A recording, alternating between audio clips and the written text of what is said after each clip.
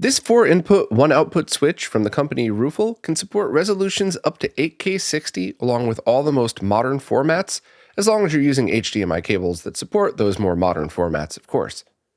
It's got 4 HDMI inputs and has 1 HDMI output. It can manually switch between ports by pressing the button or using the remote, or if you hold the button down, it will go into auto switch mode. And it's powered by a USB-C port. The front has some status lights, but the only ports and button are on the back for a clean look. It also comes with a USB-C cable and AC adapter, however, I successfully powered it from my PC and other low-power USB sources as well. The remote has dedicated buttons for each input, as well as a one-button push to switch it into auto mode. The remote requires 2 AA batteries, but doesn't come with any. It also has a detailed manual that's surprisingly easy to follow. As for its functionality, the basics work fine. Pressing the button to select the input is easy, and unlike some other switches I've used, you can switch to an input that's off. Some switches require a source to be powered on in order to select that input, which can get annoying in certain setups, but that's not an issue here. Auto switching works fine, but remember that any source that's powered on could mess that up.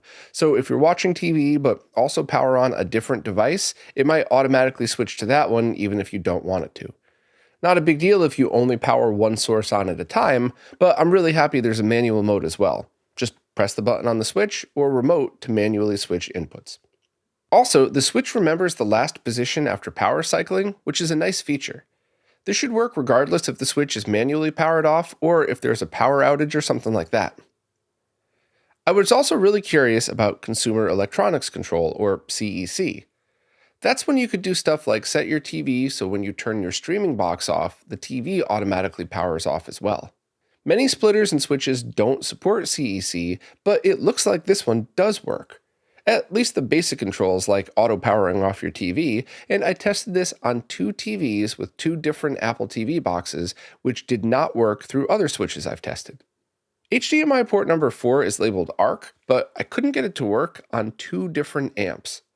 Maybe I'm not understanding its function, but you definitely cannot use this to output HDMI audio to an amp. The port is also specifically ARC, not eARC, so maybe that has something to do with it? Unfortunately, this switch isn't PlayStation 3 compatible, and you can't use it as a way to capture or live stream from a streaming box, but there's some excellent news for retro gamers. You could use this switch via Mister's lowest latency HDMI output modes, and it even works with Mister's direct video out, which is a huge deal if you also use a RetroTink 4K. And yes, it's also compatible with RetroTink 4K's HDMI input with the same no PS3 limitations I mentioned before, though.